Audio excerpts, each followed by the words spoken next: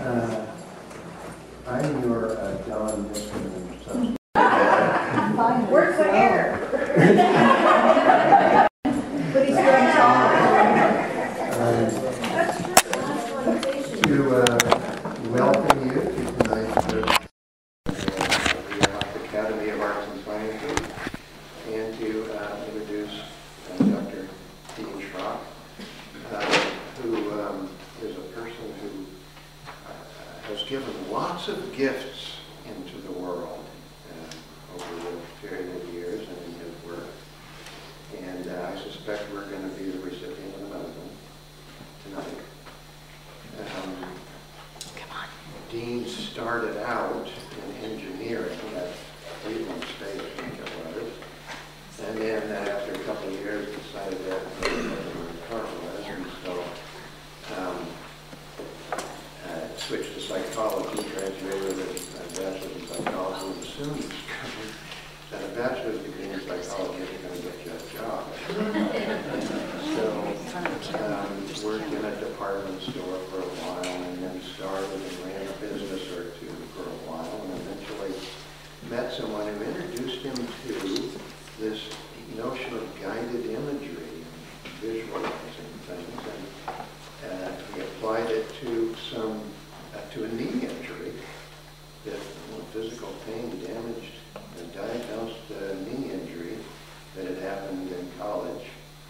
He was playing soccer, and that worked so well that it got him more and more interested in that whole concept of guided imagery, and eventually went back to school to get some advanced degrees in clinical psychology, and then met Carl Simerton, a person who had earlier written a book called Getting Well Again about the impact of guided imagery in cancer, cancer outcomes even, but at least in the quality of life of people who had cancer in their family. And he subsequently put together programs to directly treat and work with people with cancer in their families, and develop training programs and work with oncologists around the country too. And a field that was just beginning, I believe, then called integrative oncology, which brought mind-body issues into physical cancer treatment. And I've been enjoying reading a couple of his books the last couple of weeks. Picked out a passage or two for you. And found lots of connections between the work that he has been doing and the work that I did. And my own doctoral dissertation was on altered states of consciousness, hypnosis and meditation, guided imagery, and all that kind of stuff. Similar connections. So two of the books that he's written were, one of them explains why love heals, and the other one why fishing also does. So how could you not want to follow up on that? One of the passages that I picked out of the Dr. Daughters Go Fishing book that I thought might resonate a little bit with a couple folks in the room. If you really want to reduce some of the physical evidences of aging, go fishing. And a couple pages later in that book, he says, and it's a theme that runs through other things that he's written, that the need people have to feel loved and cared for and listened to, heard. One of the statements in that book says people want to be listened to more than they want to be fixed. So we're going to get a gift tonight, and I suggest we put on our listening ears and hear Dr. Dean.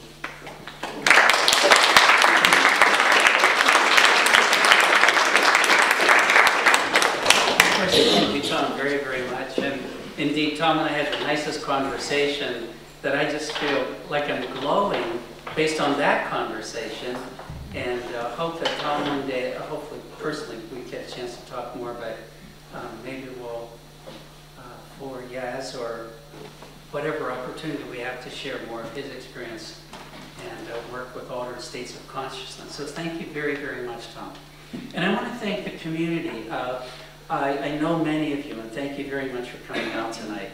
But my wife and I only moved here in March, and are building a house, and we have been extremely well welcomed. And I just really want to say that first. Thank you very much. In fact, in the short time we've been here, my wife and I absolutely agree that we feel more at home here in Yachats than anywhere we've ever lived. And Tom is just this glowing example of why we feel so at home here. But I could say that for probably every one of the rest of you I do know. So thank you for being who you are. We're very pleased to be part of the community. And then thank you to Don Niskanen and the Yachats Academy of Arts and Sciences for this invitation. In fact, because Tom's given you a bit of an introduction to that I wrote this book, Doctor's Orders Go Fishing, the reason I ended up being invited to speak with you tonight is because Don, if there's a poster child for this book, when he knew that I had written a book, Doctor's Orders Go Fishing, and if any of you know Don Niskanen, he is just a shining example of when you're busy doing what you like to do, when you're doing what really fills your heart, you can't miss this. But what I want to tell you, and I won't get too serious with the research tonight, is that absolutely makes a difference in your health. Now, I happen to show it with cancer, which maybe makes a little stronger statement because cancer sounds so scary, but it's very real. But I'm also going to share with you tonight, even though I'm going to make a really strong case, common sense, why you should go fishing, which is my way of saying doing what brings you the greatest joy and meaning in your life. If you're normal, but I joke with Tom, if we can say that people from Yachats are normal. But I mean that well, it's a statistic. But I don't know that you would be one we would say would represent the general populace necessarily.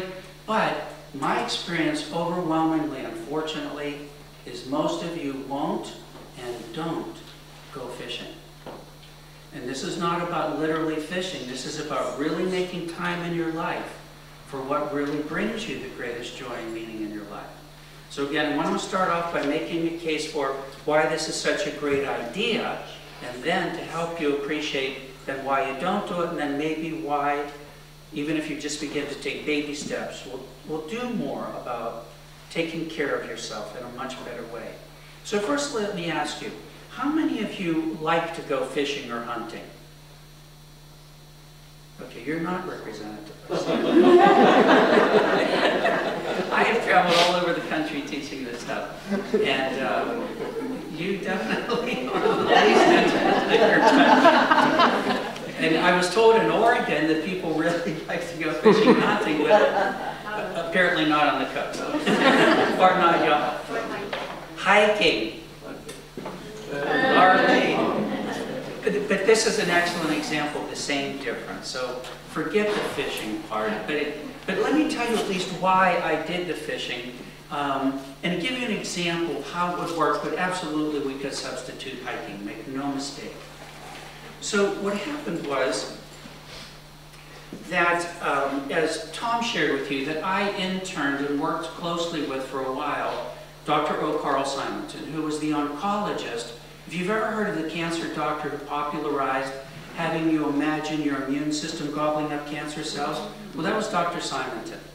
But what most people don't know is that while he in fact included guided imagery as part of his treatment with his cancer patients, that his program was so much more about encouraging people to move their life in the direction of who they were and what brought them the greatest joy in their life. It was all about really the will to live.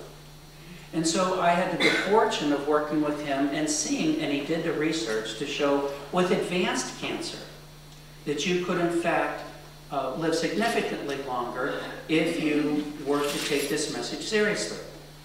So, having done that, having worked with Carl, I was working in a rehab hospital at the time, actually with people recovering from strokes, and I wanted to teach Carl's program, though in the hospital, the rehab hospital asked me to do this there, but in the process I identified oncologists who were interested in referring to me so I could teach this will to live approach. But unfortunately my rehab hospital sat on the project, so I ended up going back to the oncologists who were going to refer their patients to me, and they originally even asked if I would come work with them, but I wanted to test this first anyhow. So I'm in a position with them to develop all psychological services for their cancer patients and families. And as you might imagine then, because of my work with Carl, I decided to put an emphasis, as Carl did, on this idea of a will to live. So let me just ask you, no trick question. How many of you think a strong will to live makes a difference in your health? Okay, so now I'm getting to you. But here's the deal. Carl had done that research, as I already said.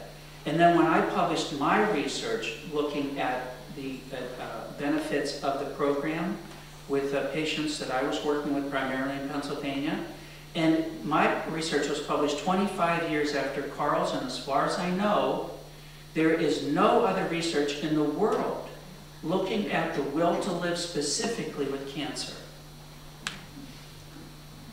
So part of this message is, as I experienced when I would work with all of these thousands of people over the years, is if your doctor didn't tell you to do it, it's not important. So I would joke and use spell malpractice. The idea being, if your doctor doesn't have this expertise or knowledge of the research in the field, even though I think 100% of your hands went up around the will to live, do you understand the great probability your physician is not going to encourage you to do things that are not his or her expertise? So for example, if you had a question about surgery, I hope you wouldn't ask me. But I mean, well, when I say if you really have questions about psychology or psychological factors, and even the basic wellness factors like nutrition and exercise, I mean well when I tell you that your physician is probably not your best resource. Now, maybe this is a little scary to think of. That means that you have a little greater responsibility in terms of your care, because that kind of information, again, is not likely to come from your physician. But there are indeed so many wellness programs today and resources that hopefully you're open to and take advantage of some other possibilities. Indeed, I co-authored the chapter on mind-body medicine in Dr. Andrew Weil's book, Integrative Oncology. And in that text, and that's only as like 2009, so it's fairly recent, I think they list a good 16 therapies that have been really quite well researched that are not mainstream medicine. So for what it's worth, there's a lot more going on that you may not be aware of that have a good background in research support, but unfortunately the will to live is not one of them. So I just want to give you a couple examples, like the idea of hiking, and when you're busy doing what you like to do, just how effective this can be.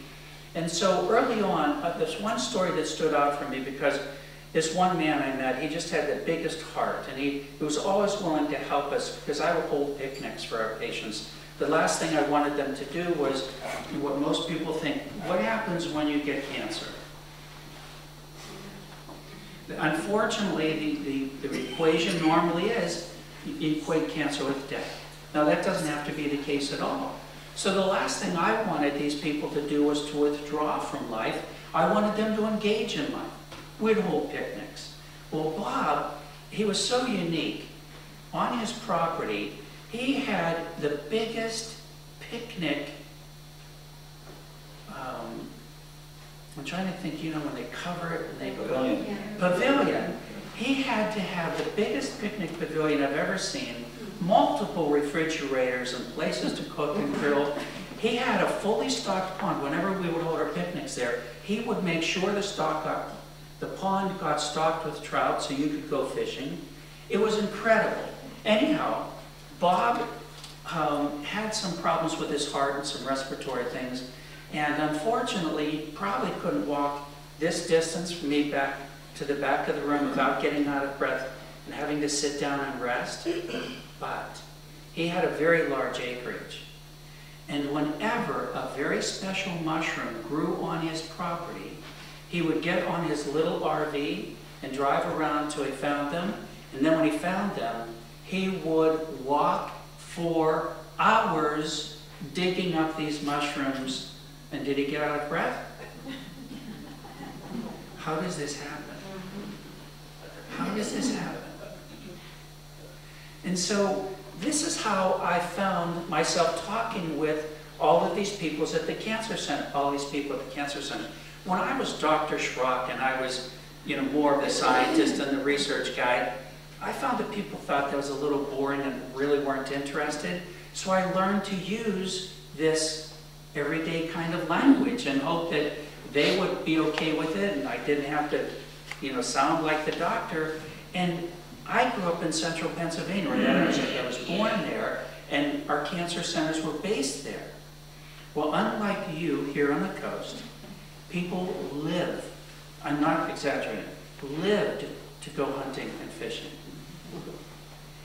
In most of the state of Pennsylvania, the first day of buck season, the first day of doe season, and if the first day of trout season started during the week instead of on a Saturday, they close public schools.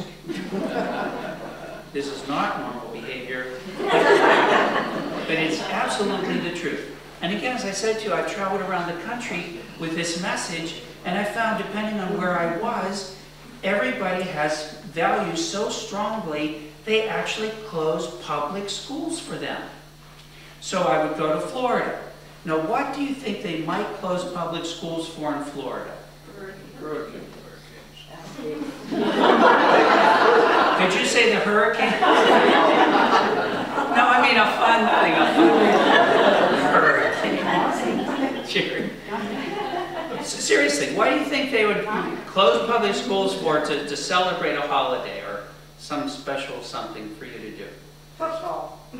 What? I think a lot of states probably want to do that. Well, actually, I used to joke, okay, so maybe it was Walt Disney's birthday or something. I don't know. But it's the rodeo. Well, again, the image of Florida is you go down there to get a sunburn or something, but the idea of farming what all is, when you go inland, all the oranges and stuff you buy, a lot of them, well, we probably get most of the rest from California anyhow. But another fun one was when we first moved from the East Coast west, we lived in Northern California, and for 1 week we lived in Nevada County, actually where Ron Green used to be the supervisor of parks there, and they closed public schools 1 week for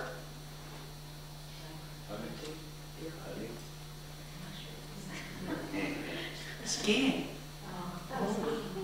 If you went to Nevada City High School, you got off 1 full week in the spring. It had nothing to do with just a spring break per se. That spring break was all about, so you had a week to go skiing. So it's interesting how our values are ingrained within what we do in a very natural way that we don't fully take advantage then of why we would actually close public schools to do this. So, it is interesting you mention mushrooms again because Shelley and I are definitely, it's learning when we hike and when it becomes mushroom season, which I hear is right around the corner, is you bet. So chanterelles, how many of you like to go looking for chanterelles? Okay, so maybe half of you. All right, but the deal is, and I was just over at the Overleaf, I was booking some classes I'm going to teach next year, and I forget quite how this came up, probably around the idea of what does pond fishing mean, what's that all about, and I can't tell you, just like Dawn Niskanen lights up about fishing, these two women behind the front desk at the Overleaf, I don't think they could have been more excited about going out looking for chanterelle mushrooms. Now, except that I had a little bit of an introduction to this, I would have thought that this was a little bizarre. But, again, it's interesting to see, and I love it because I know. And just like I say, Dawn is my poster child for, you know, when you're really busy doing it, but I mean, even talking and thinking about it is if you only knew that the science of this beyond the common sense, that literally every feeling you have registers in your body, every one. And so we know more about stress, I think, and more negative emotions as such. So, you know, if you're feeling sad or depressed or whatever, we know that that isn't going to be healthy, right? But do we really think about then making sure we do some other things to bring us joy? And so now there's a science called psychoneuroimmunology. In fact, I want to digress and say something that might be helpful. And that is that when I first began to study mind-body medicine, I actually used to call it Walt Disney. And the idea that you could use your imagination like guided imagery or hypnosis to literally change structure and function of your body.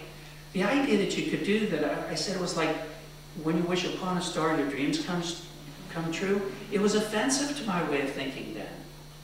But as Tom shared briefly, when I found that I changed some things in a very major way using that technique, I was encouraged to study this, but honestly, initially to find out why this really couldn't have been the reason why, you know, I healed my knee or something else. There had to be something more to this. But in that process, obviously, I discovered a great deal more. And so maybe I just want to jump more into just telling you more about how I use this. And I don't know, I just think I want to get into more how some practical ways you can use this in the rationale for doing it, including some of the research. But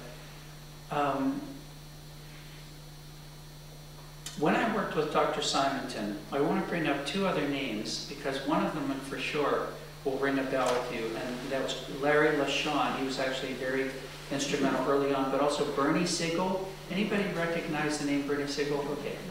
So what was fascinating is to find out that these people were absolutely promoting the will to live, but really put down by the medical field generally because they hadn't done the research. And so when I was working for these cancer centers, and I told you about the idea of, you know, wanting to get people to do anything but withdraw from life, I would use this common sense approach with the people I was working with, and so it was easy to talk about something that had such meaning like fishing and hunting for them. And so I remember the first time I did this, and then I did it every time thereafter, it was just, it made so much sense with them. I would ask them, let's say that we had someone who was really, really sick. I mean, maybe someone with cancer. But they were really an avid deer hunter. Come the first day of buck season, now remember I'm talking in central Pennsylvania. Come the first day of buck season, where will our really sick deer hunter be? In the stand. Yeah. Right. So they just tend to say in the woods, but I mean in unison. They didn't hesitate. There was no question whatsoever. That's what they were going to do. So, fact. The first week of buck season, we lost up to 2/3 of our patients. So if any of you know about treatments for cancer like radiation, you know, a normal course of treatment goes for 6 weeks, 5 days a week. Could you imagine that in the middle of your treatment, you would take off 1 full week, skip your radiation treatments to go buck hunting? Would you do that?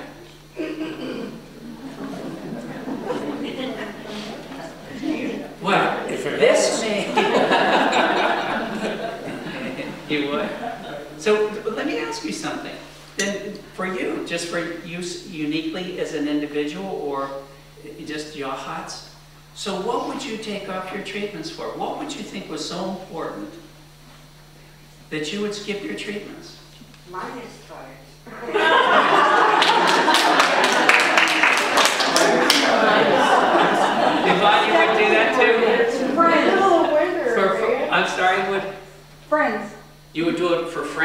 take off for friends. Yeah.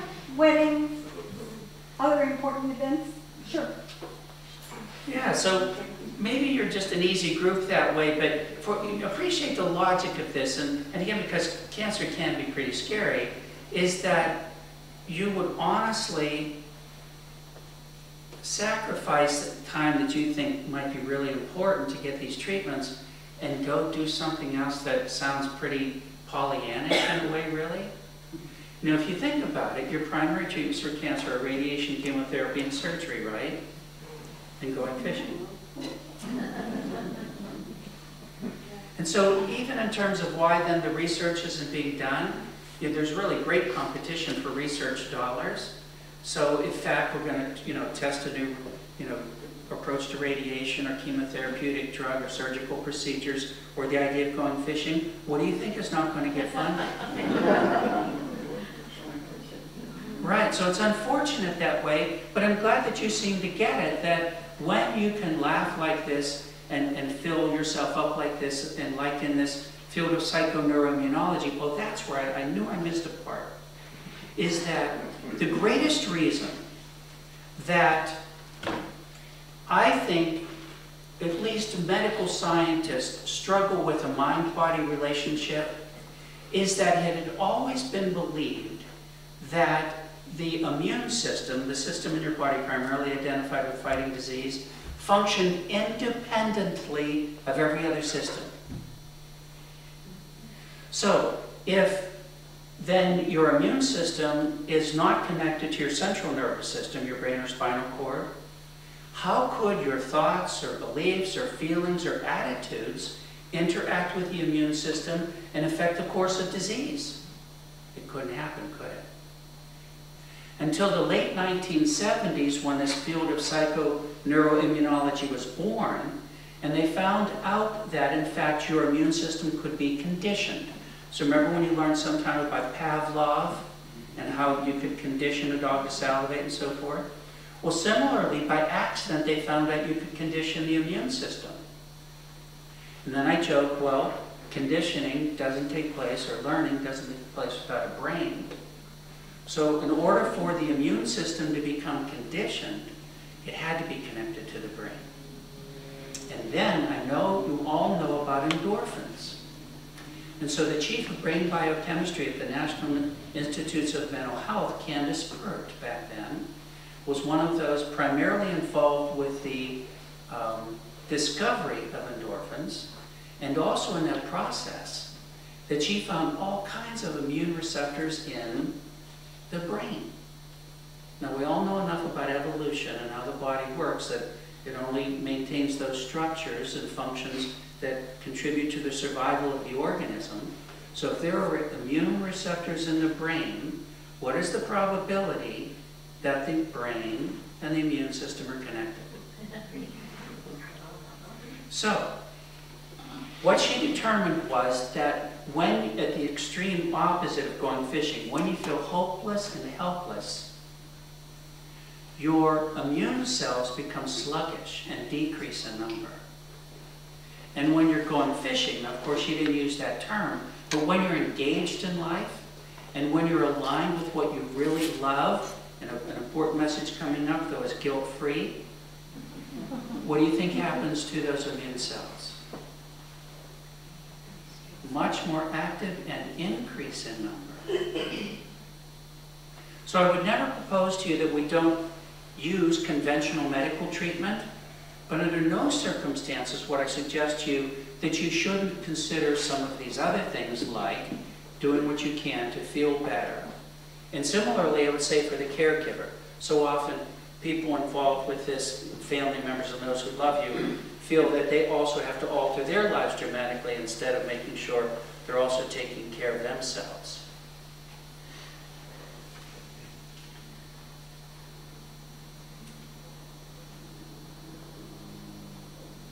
I mentioned the idea of feeling guilty. So often when I taught, people seem to get the idea that I really want you to go fishing and this is a good idea. So let's say that in fact you were going to go fishing, whatever that meant. You may be literally fishing or hiking, hunting for mushrooms, clams. Is that You get there, but then you go, but I really should be doing something else. Anybody have that experience thinking, but I'd really like to be doing this, and maybe I'm doing it, but I should be doing this? So one of the things I got even asking people was, so who made this stuff up? You know, who decided that this was more or less important than whatever else you thought you should be doing? And so that led to a whole other class around teaching people about learned rules and expectations about what is right and wrong or more or less appropriate. And so, unfortunately, we've come to learn, or in fact, let me back up and say this about my research. Firstly, when we did my research, we only had enough numbers to analyze statistically to look at stage 1 breast and stage 1 prostate. So we didn't analyze advanced cancer with this. But interestingly, when people had gone through my program compared to other patients who had the exact same diagnosis and same stage of disease and same age and age of diagnosis, same doc, same hospital, so a lot of the same demographics, and we compared them to other people who had all these same demographics, that women who had gone through my program for, we look back 4 to 7 years, none of them died in that time period, but 12% of the control group died. And then when we looked at stage 1 prostate, 14% of the men who had gone through my program had died in that time period.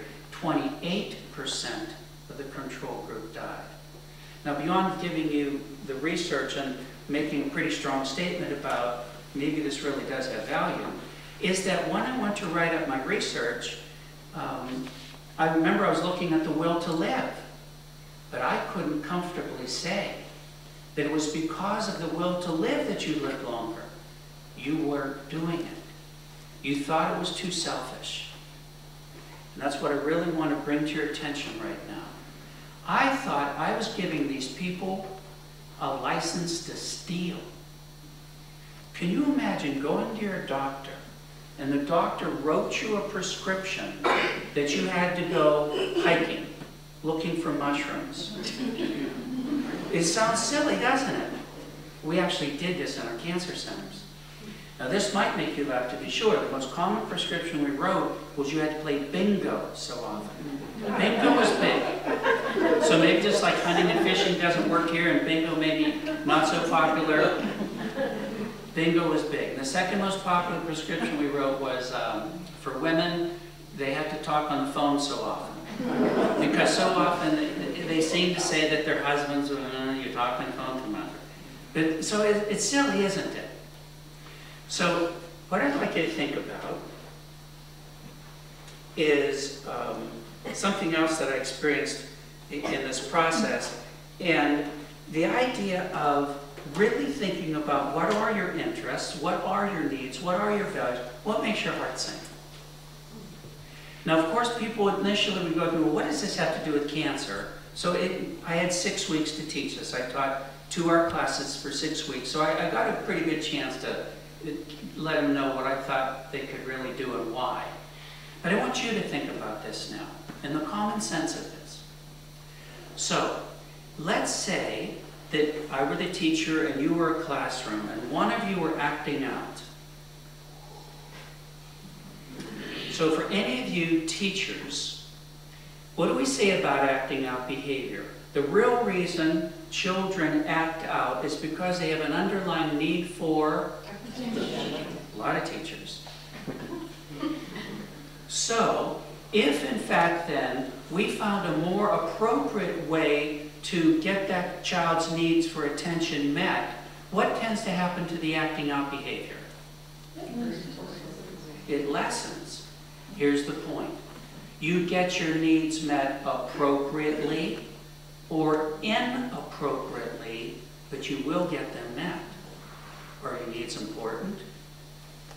How about if you got the cold or the flu?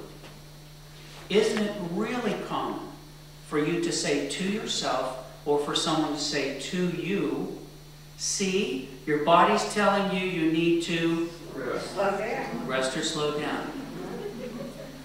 You get your needs met appropriately or inappropriately, but you'll get them met. How about thinking back how early you learned this, or an example of how early, and you can either remember for yourself as the child or as a mother, when you or your child really didn't want to take a test in school. I mean, really didn't want to take that test. So thank God, the morning of that test, you woke up with a sore tummy or sore throat. Do you think there is no relationship? Are you beginning to get the idea of a mind-body relationship and how real this is? And so I saw this so often, and when I worked in that rehab hospital and also with chronic pain, is to come to terms with, and I know you have had this experience somewhere, where someone has very real pain. It's not like, when they got referred to me often, the people thought, well, they're sending them to Dr. Shrock because their pain's all in their head. Well, the pain's real, but the idea is that there's something psychologically going on that can exacerbate that, right? So, how many of you know someone who, when they really don't want to do something, it's amazing how their pain can flare up. Or, when they really want to do something, how their extreme chronic pain can subside. And so I remember finding myself in a very awkward position when I would do even workman's compensation.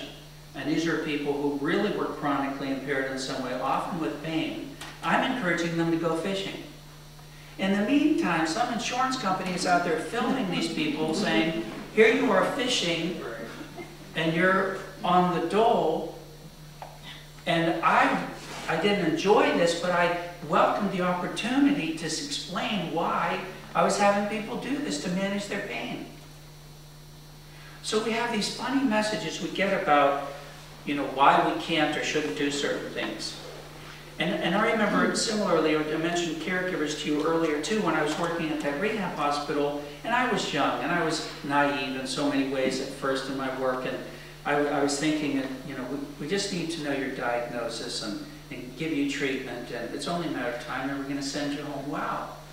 Well, believe me, I didn't know a lot about how long some things could take and how difficult some of them could be, and you were actually fortunate if you could be discharged to home rather than a nursing home, where I learned that you talk about equating cancer with death, is you equate a nursing home with that you were going to get better.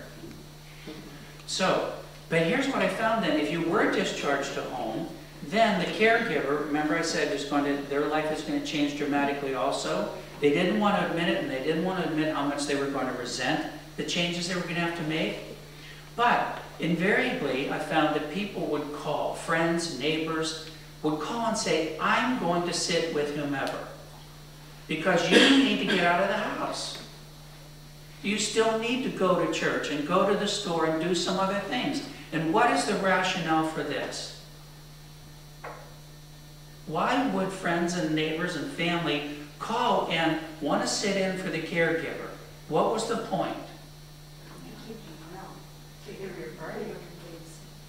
Because in fact, if they withdrew from life, that it could honestly take their health as well. Anybody experienced that in the process of caregiving? That your health diminished as a result? It's not uncommon at all, is it? Right. And so I tell one story in my book that's very much to the point. It could sound even insensitive, but I knew this person well.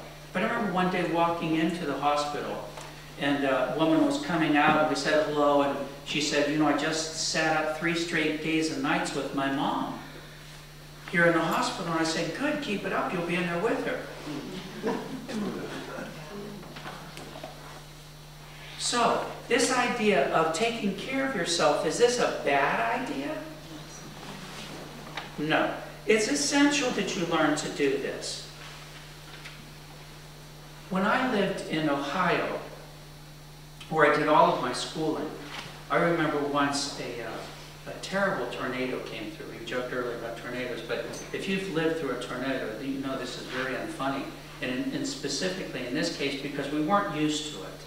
You don't think of Cleveland, Ohio having tornadoes, but it was devastating, and people were killed. just so much destruction. And then I joke, but it's not funny, the media, comes in and they make sure you see the worst of it, Let's interview some people, and indeed to a person in these interviews, people said that tornado was the worst thing they could even imagine happening. It was just horrible. But what was extra interesting is literally 1 year later, on the anniversary of that tornado, one of the TV stations in Cleveland went around and interviewed people again. And to a person now, these same people who a year ago said they couldn't even imagine something worse, said that that tornado was the best thing that ever happened to them, their family, or their community. So I ask you, what in the world happened in 1 year to make them change their minds so dramatically? Help each other. They helped each other? Priorities. Priorities. I think that's the key to it. I think that when we are made pretty starkly aware of our morbidity, that one day we're out of here, that it really can make you stop and think. And that's when I went on to really emphasize, how do you want to spend the time you have left? Very good, go fishing. But this is a true story I'm about to tell you. It's going to make you laugh and show you how absurd this can be. But I would even have people hypothesize. I mean, God forbid, but what if you knew you had 1 day to go? But in my story, in this, trying to make a point, you actually had your health and you could do whatever you wanted. So again, you have 1 day to go and you could do anything whatsoever. What would you do?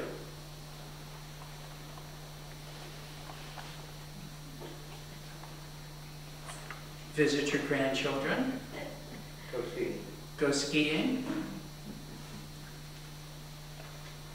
I can't tell you how many women said they would clean the house.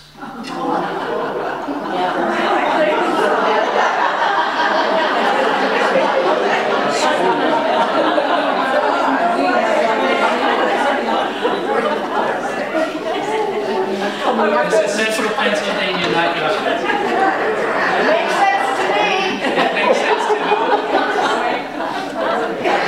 The idea was they thought they'd get to heaven and look back and still be concerned that someone would think they were a bad housekeeper.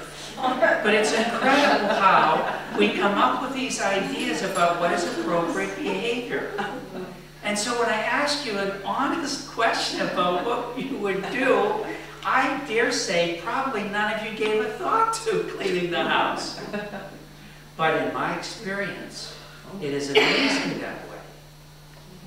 And so, how many of you, or well, I guess so many of us now are retired or near there, so you don't think about still working 10 and 12-hour days.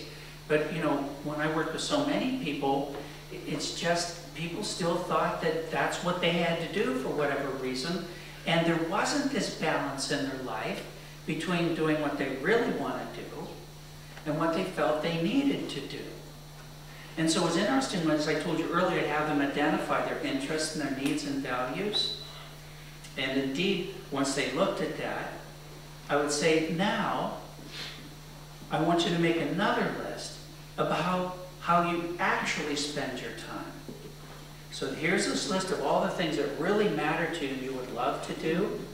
But now, how do you really spend your time? How many of you think these lists are different? So what's wrong with this picture? Why would this list be so different from this one? And so I would say because you're largely the age population I worked with. And so I would say your age, but I really mean with your wisdom and your life experience, that you need permission to do this is nuts. With your life experience and your wisdom, that you need permission to do what you really want to do is crazy. So why do you keep doing this? So I I say to people, don't wait till you get sick before you get smart. Don't wait till you have a heart attack or something else like a tornado to really upset your life to reprioritize your life.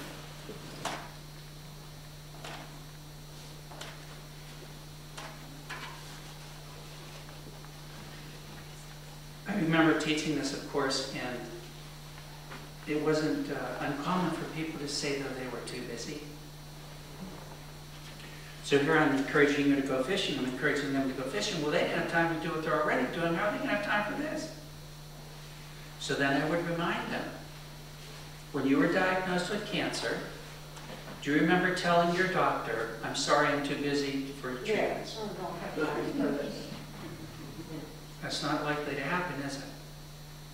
So again, it is always a matter of priorities, isn't it? If your doctor told you you needed radiation, and depending really told you more specifically what that entailed, almost certainly you were told about, why it was in your interest to do this, and then what are the potential side effects or downsides to this. So even if you were told you were likely to lose your hair or throw up if it were chemo and so forth, almost certainly in my experience you did it. So that's where I got this idea then about writing prescriptions. So if you're going to do doctor's orders, whatever the doctor ordered you to do, then we were going to write those prescriptions. And if otherwise even you knew those, standard medical treatments are going to be extremely expensive, I said, if that'll help, we'll be glad to charge you a small fortune for our prescription.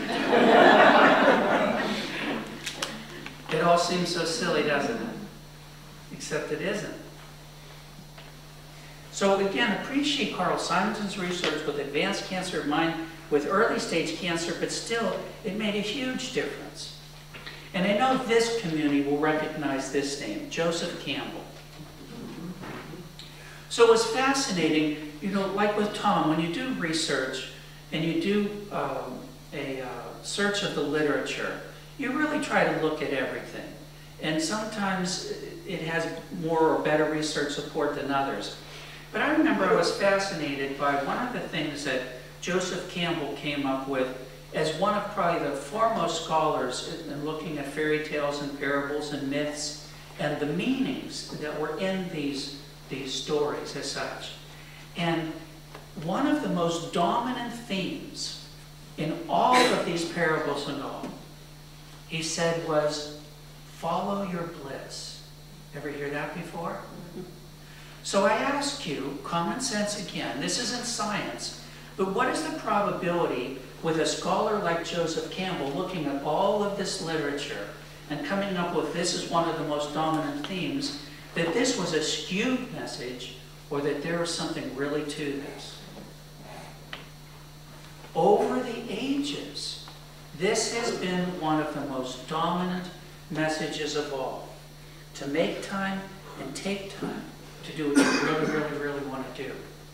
So, when I would ask the people I work with again to really think about their interests and their needs and their values and really think about it seriously, remember they came up with lots of things, as you might imagine, from fishing and hunting to bingo. But in the end, I would ask them to prioritize them. So what is absolutely the most important, and so forth. And then after they did that, and by the way, I'll just share with you as an aside, the big three by far. Now this was everybody else I worked with. So again, I'm not sure how this is going to ring true for you, but I'll bet it will. The big three, after you listed everything that absolutely mattered to you, your spiritual beliefs, family, friends. But again, I ask you to think about it. Here's a list of what really, really matters to you, and here's how you really spend your time. So just food for thought already is spiritual beliefs, family, friends. How much of a priority are these for you if they are really what's most important to you? So, when I really thought about this, and I tried to boil it down beyond identifying these big three, I said that the one thing that made sense to me that we were all looking for, you were all looking for, was peace of mind. So when I got to that point, I thought, oh, okay, so how do we get it? When do we have it? And I'd like you to think about this. When do you have peace of mind? When do you get it? Do what I want to do. Very good. When you're doing what you really want to do. So you're easy this way, but a lot of people didn't go there so very quickly. Because again, we have all these prescribed ideas about this is appropriate and this is inappropriate. You know, like when my dad went hunting, my dad only ever got 2 weeks of vacation a year in his life. And 1 week was always the first week of buck season. So I used to joke, but I would bring up in my classes. So what if my mother wanted to disappear for a week?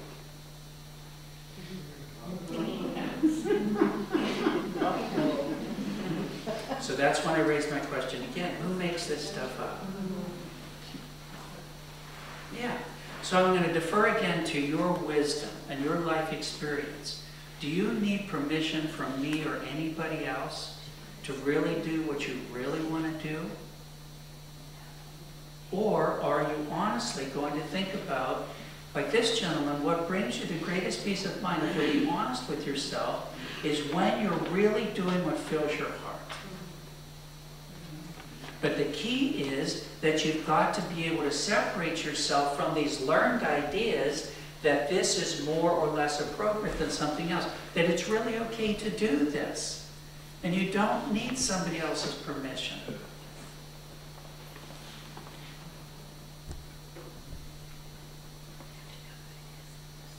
You have to know what it is. So I welcome your questions and comments now. I really would appreciate any interaction from your own life experience or how what I think is just good common sense registers for you, and maybe that some of you really take this seriously and be much more willing to reprioritize your life and make time and take time to do more of what fills your heart, knowing, in my case, just how much this affects your health in particular. And again, as I said earlier, please don't wait till you get sick before you get smart. Yes, dear. One of the tensions in this, and I think we deal with this by each of us in our own way of self-analysis or meditation or prayer or whatever.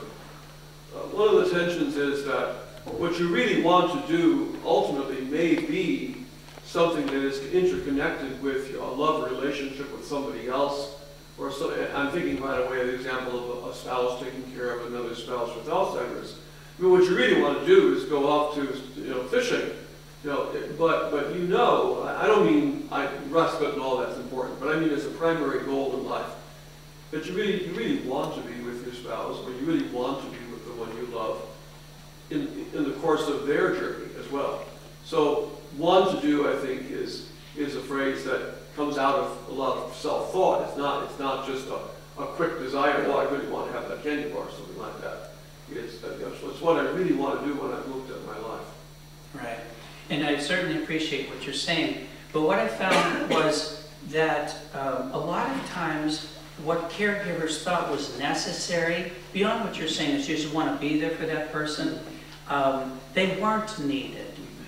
And again, if they were to take time to do something else, to recharge, however we want to say that, they definitely did fare better. So for example, back in central Pennsylvania, we were based where Penn State University is. So as crazy as people here are about the Ducks or the Beavers or whatever, you were not crazier than Penn State fans.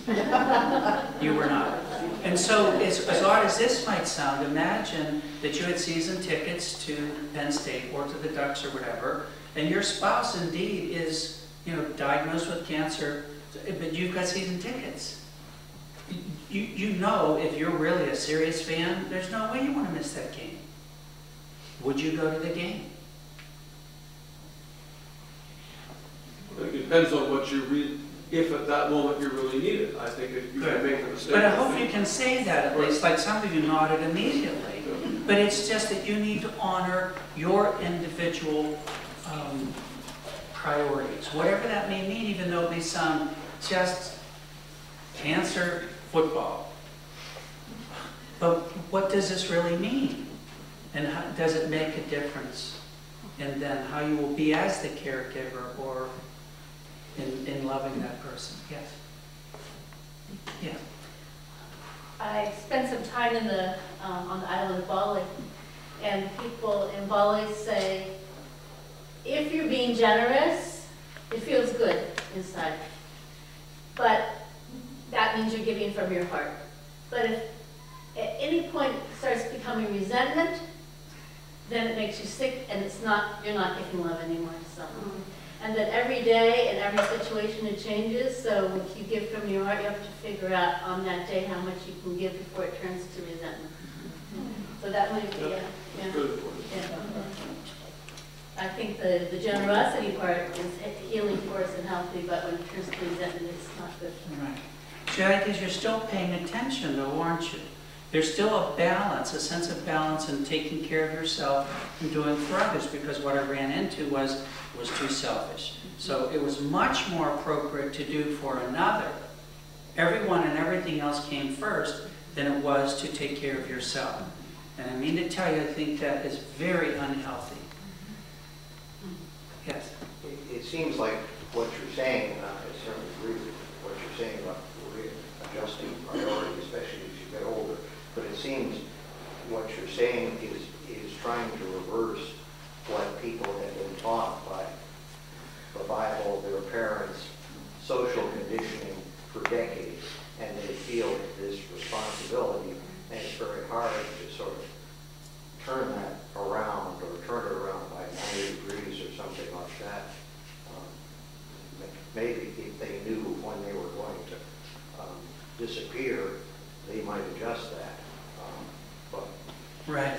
Remember, I found out that you weren't doing it. That's why I couldn't conclude in my research why you lived longer. You wouldn't do it. You couldn't do it.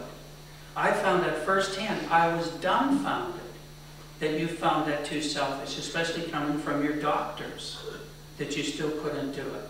But as the psychologist or therapist or doctor is obviously then we looked at different ways, and indeed I had this 6-week course where I did explain to them some ways they could begin to change some of those earlier learned beliefs.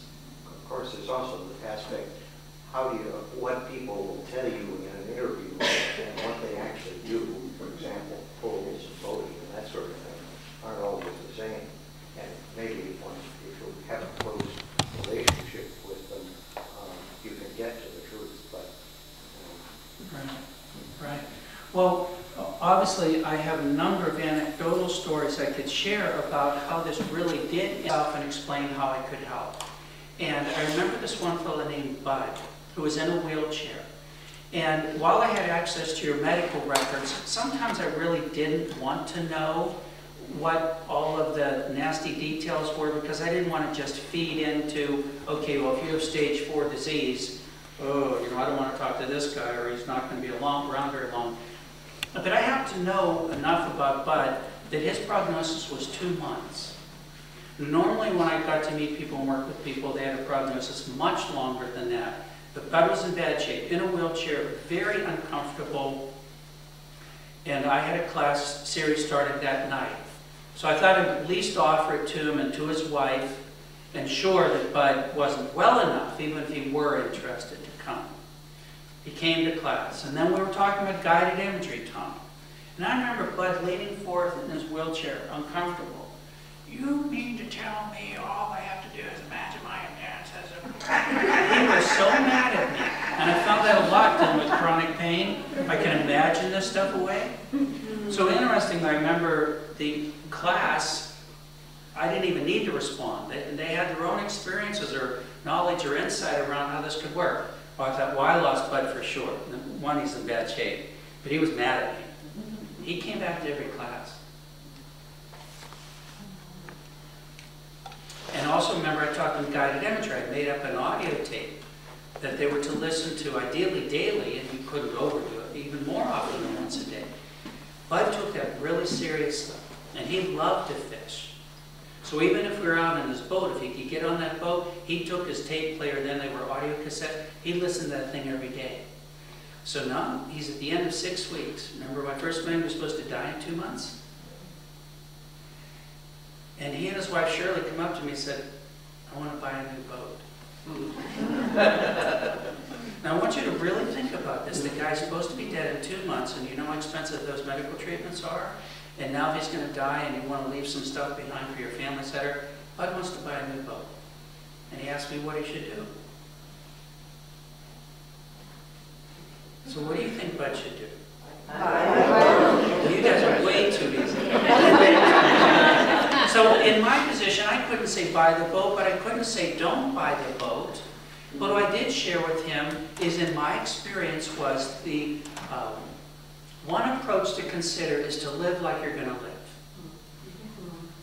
So he bought the boat, not because of me, I don't think, but he bought that boat. And the point of this story is, guess what? He didn't die. And he, I don't want to get emotional, just forgive me. He and his wife had the best summer of their lives, they said to me. Of their lives.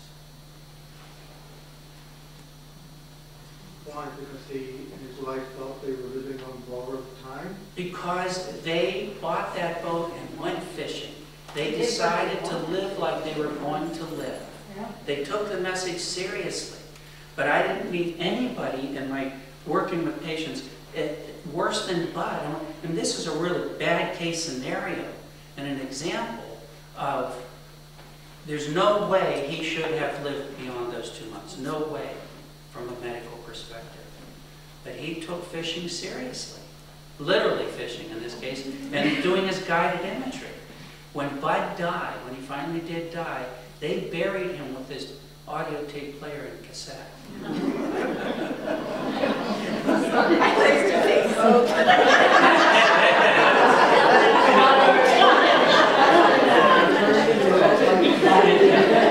Maybe a pretty expensive plot. I'm sure people have done it. So anyhow, again, I welcome your questions and comments. Yes? Just a little off. So how much does humor fit in with this? Well, think about it. Okay, if your feelings register in your immune system and either build it up or take it down, so what do you think humor is going to do to your immune system? So that's the simplest answer. There is, in fact, a significant amount of research with humor. And so when you're laughing, in order for you to laugh, something had to have meaning for you, didn't it? And so the whole point of this is to do what brings you the greatest joy and meaning in your life. Laughter is full of meaning and mirth. It's just about perfect. Yeah. Yeah. And I try to bring some humor or, you know, a little lighter part to what I do, but a part of my work, of course, is really very serious, and I take it very seriously. So I try to balance that when I teach. Yeah. I know when I worked with Carl Simonton, you may be interested in this, Tom, he said there was only one rule if you went through his cancer program. And that was that no matter what else was going on in the classes, jokes took precedence. I'm not making this up. And I heard some of the most colorful jokes I had ever heard in my life. And it was just tremendous relief to have that experience. And I remember thinking about it so that when I went back to Pennsylvania and was teaching my stuff, this is kind of an inside story, but if you've ever been to a nurse's station on the other side of that station, and you know how flyers would go around with dirty jokes kind of stuff? The nurse's station was incredible. And so I had this outrageous collection of these jokes and all, and I started to make them available, and then you offend a couple people, and then you have to stop. Carl Simons was in California, and I was back in Central Pennsylvania. But so your point of humor, Dr. Simonton thought that much about it. They had one rule, and no matter what else was going on, jokes took precedence. Yes, Tom? There's different kinds of things that you like. Now, some of them are just plain fun, like fishing kind of thing, and some of them, I think, are hard to do. They're hard work, but you get some kind of invigoration from them, even though you stumble through them. And it made me wonder about your comment when we were talking about building your house and how you feel like you're all thumbs sometimes, and it's not something you know how to do extremely. How does that fit in? Is that one of your fun? No. It has to do with saving $30,000 from hiring a general contractor. Well, Shelley and I did build another house, so we had some experience with this.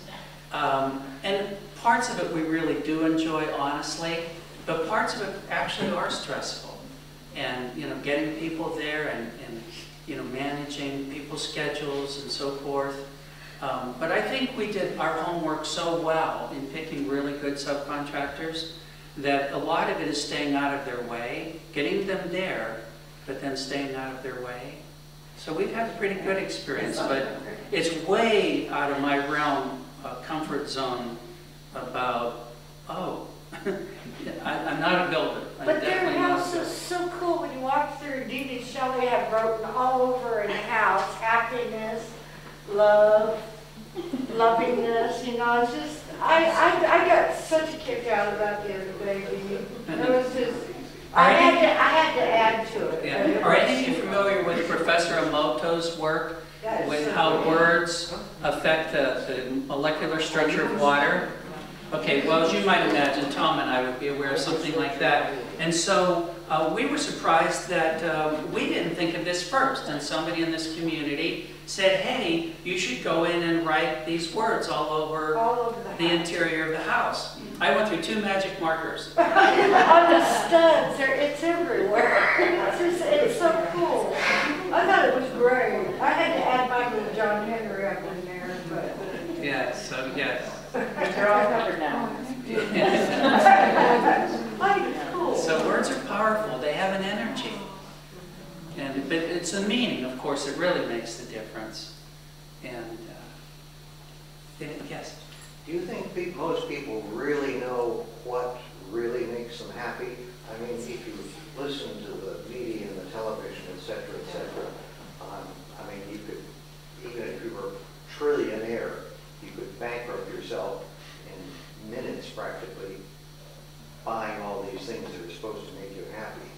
I mean, clearly a lot of research has shown that people, if they buy a new car or something like that, that happiness that they get or the positive response from that lasts, you know, maybe a couple of months or something like that.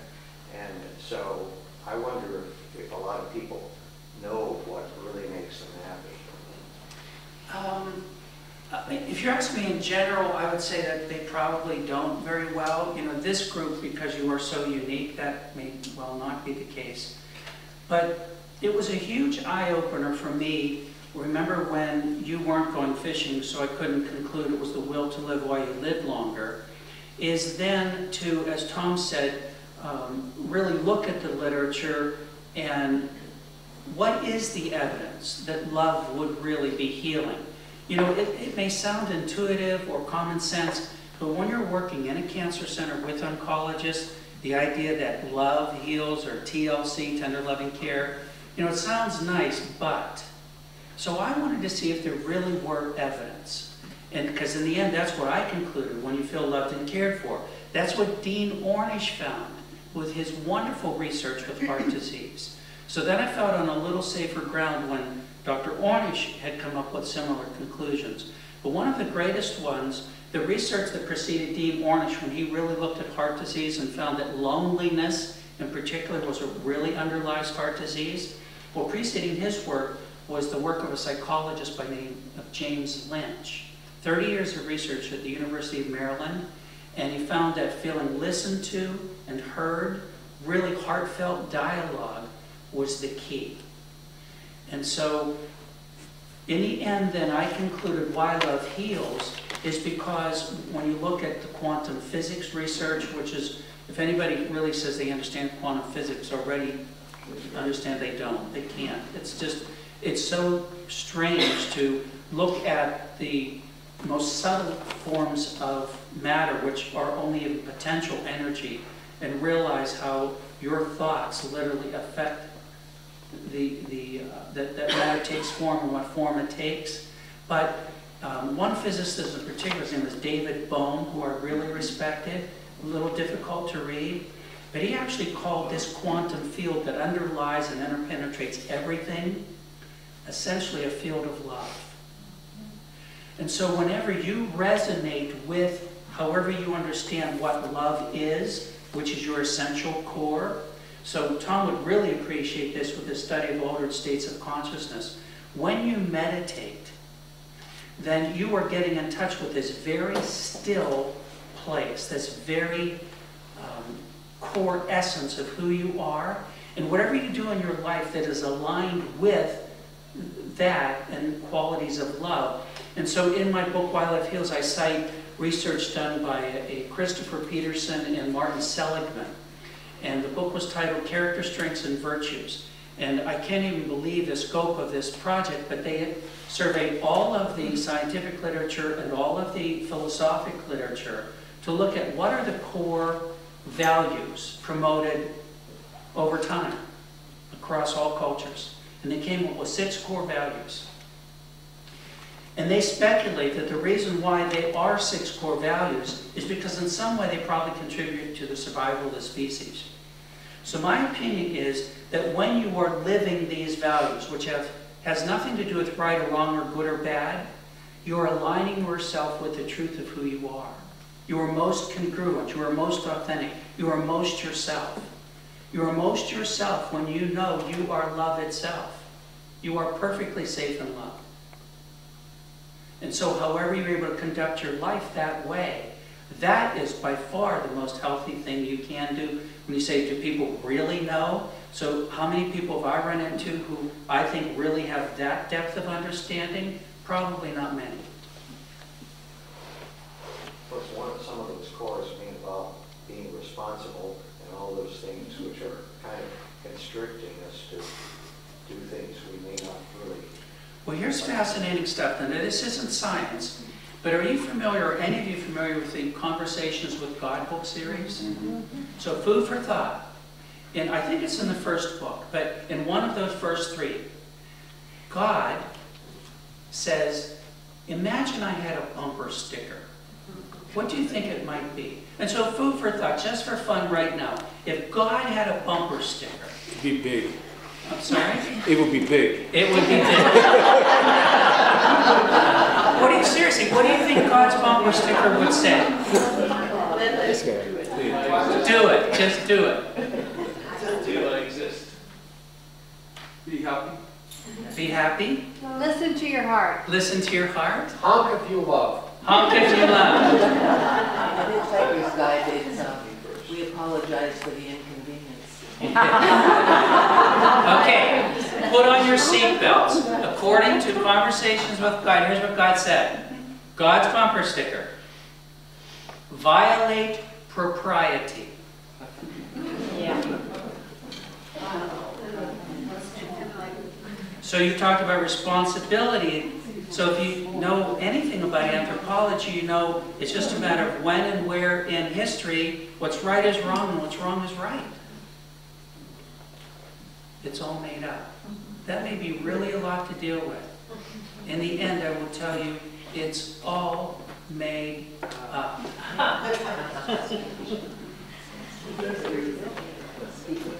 So who makes the rules? You just get into a lot of arrogance if you really stop and think about this. So who's the rule maker?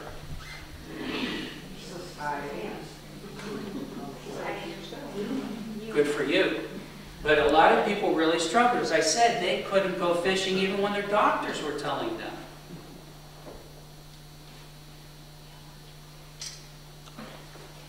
If you push this to logical extremes, you come up with an amazing kind of self-centeredness.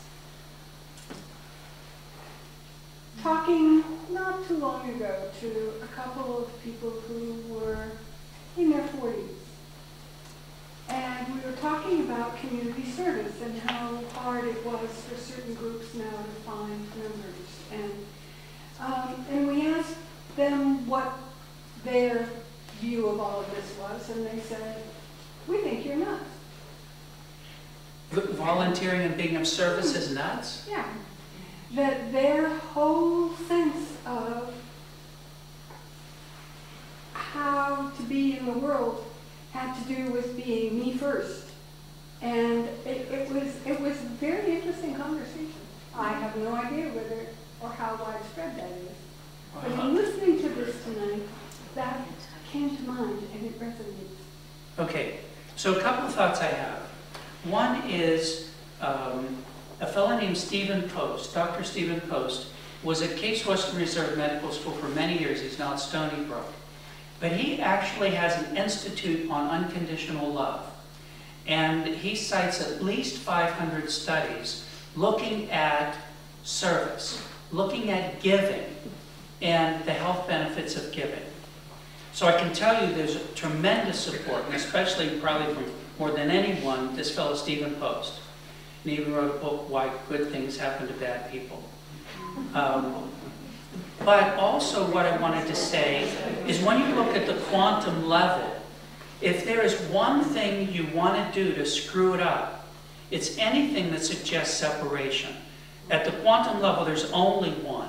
And interestingly, even within all major religions and philosophical systems, now this is just my looking into it as a scholar, is that religions disagree on everything essentially, except they manage to agree on two. And one is, we are one with everything. And that is a fact of quantum science. There is no cause and effect at the quantum level. So anything you do, like what Ornish and Lynch found with isolation and heart disease, anything you do that suggests separation is automatically going to get you in trouble. So the idea of giving or volunteering and relationship is just as healthy as can be. So there has to be a balance. I'm not saying self-centeredness, just me first. I'm saying there's got to be a balance between taking care of yourself. Remember I said if you had the cold or flu, it may be indeed related to because you're not addressing your own needs. So it is imperative, I believe, that you address your own needs and not just everybody else's. In the end, I even made up a mantra I put in my Why Love Hills book. I signed up, I show up, I shine my light. In the end, my opinion, your job is to shine your light, whatever that means. You will be the best because your thoughts go through your body and affect your body. Well, your thoughts are not confined to your body. They're an energy that goes out. We can literally measure your emotional state and how it impacts others very definitely within 10 feet anyhow. So your job, my opinion, again, is to do what makes your heart sing, shine, more than anything else, whatever that means. Yes? I think one of the things that gets kind of into detours is using words like what makes you happy or what's fun. And I find what's more effective is to really look at what's meaningful or what's the kinds of things that you're talking about, what has value or what has meaning versus happy, because it's such a confusing term in this culture. It ends up being kind of more of a self-centered kind of version. Yeah. Yeah, so indeed, it's joy is one way to say it, to be sure, but whatever it is that brings you great meaning, whatever it is. You know, I worked with thousands of people over the years, and I found just the wildest things that people are interested in. But you've got them to talking about it, and they're the Don Niskin and talking about fishing. They're Laura Lee talking about hiking. And you just need to honor those individual differences. And I would go further and say support them.